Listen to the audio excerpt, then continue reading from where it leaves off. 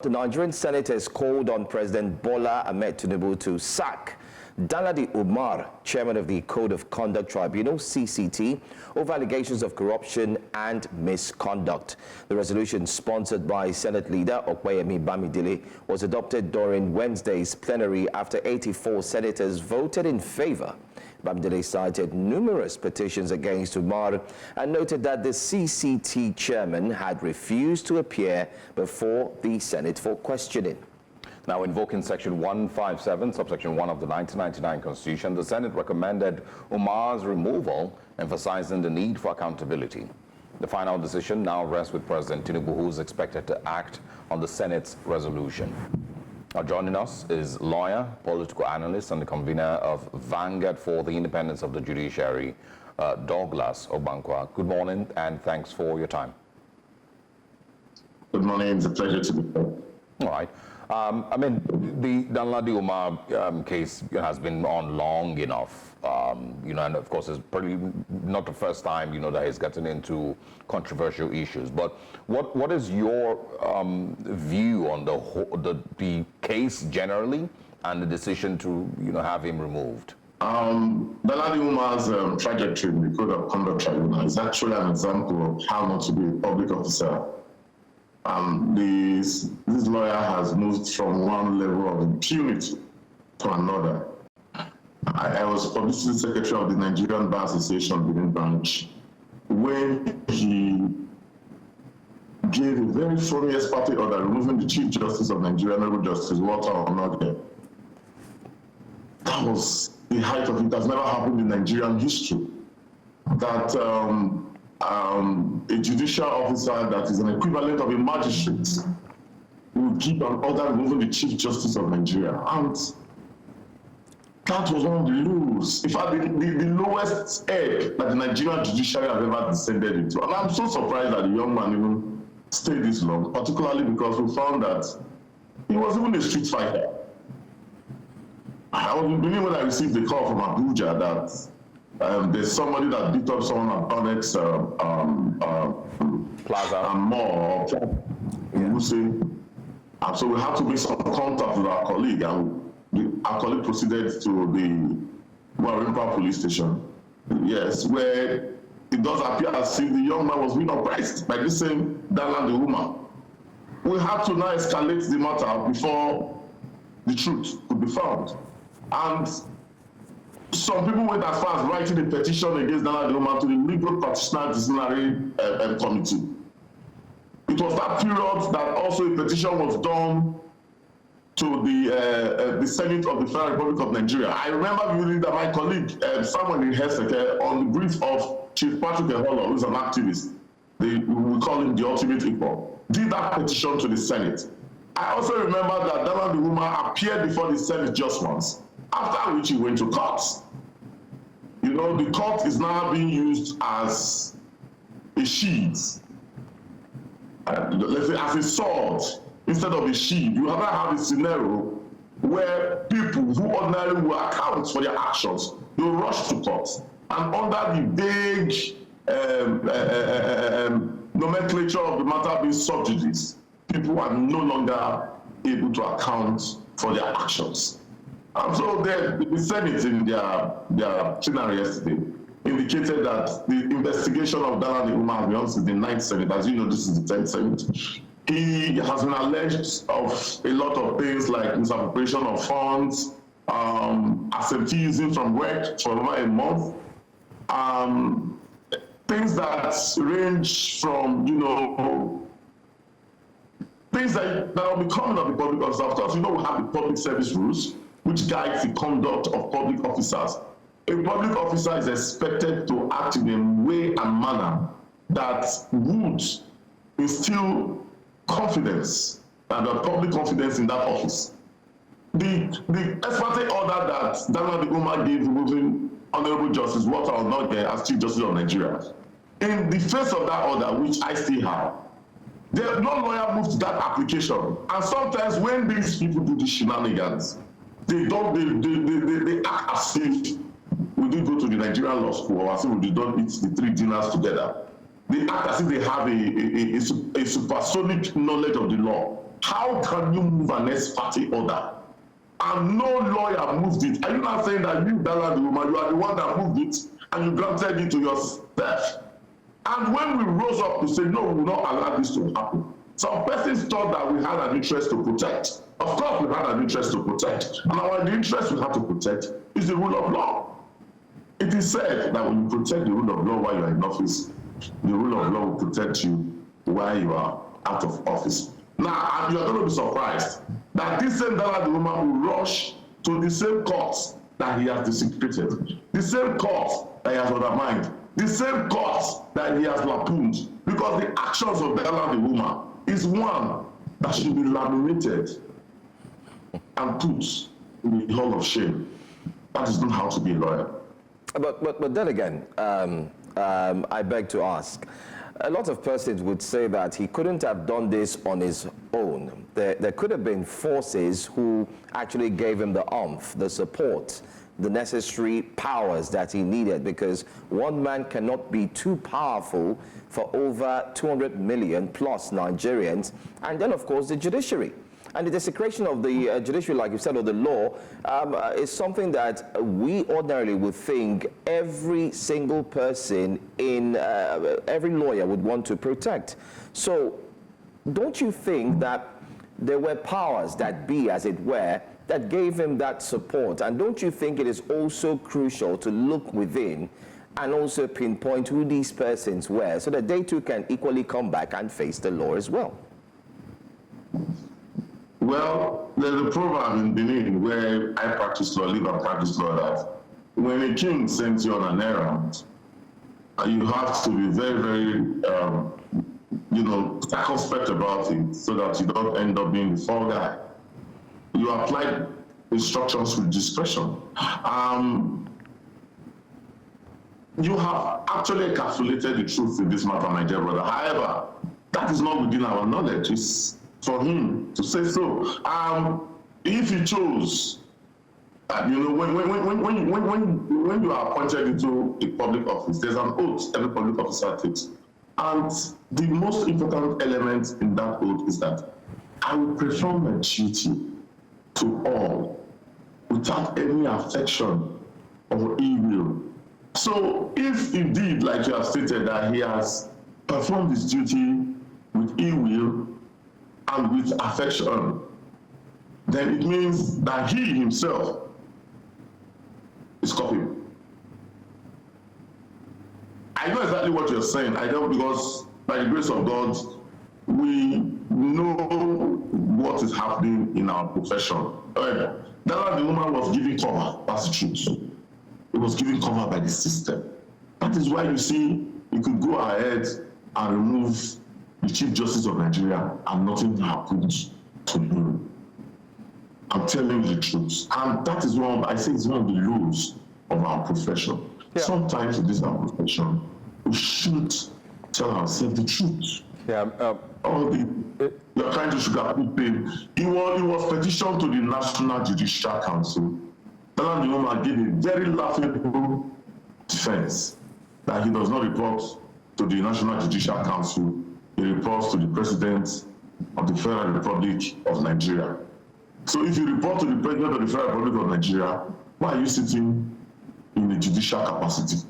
Why can you grant bail?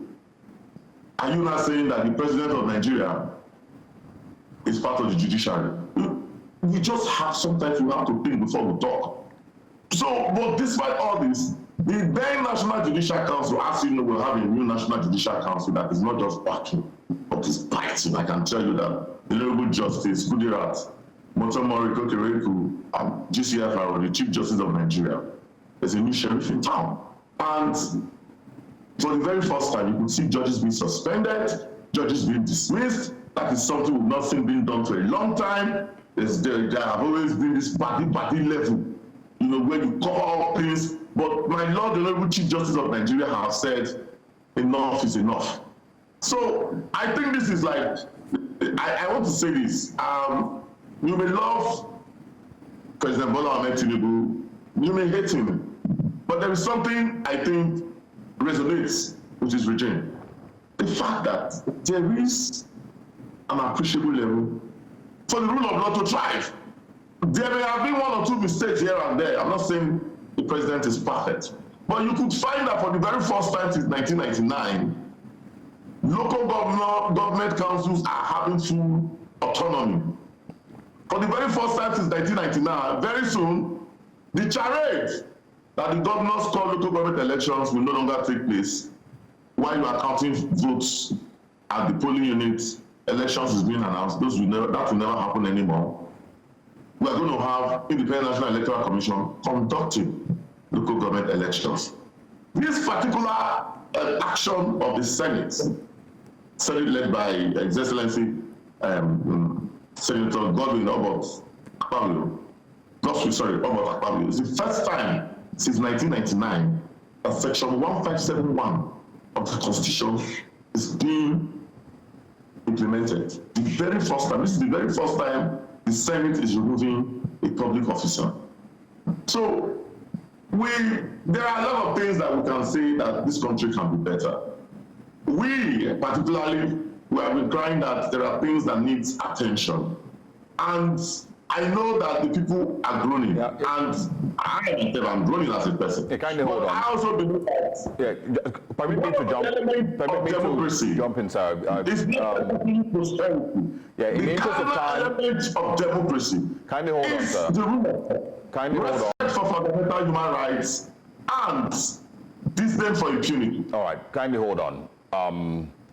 We're running out of time.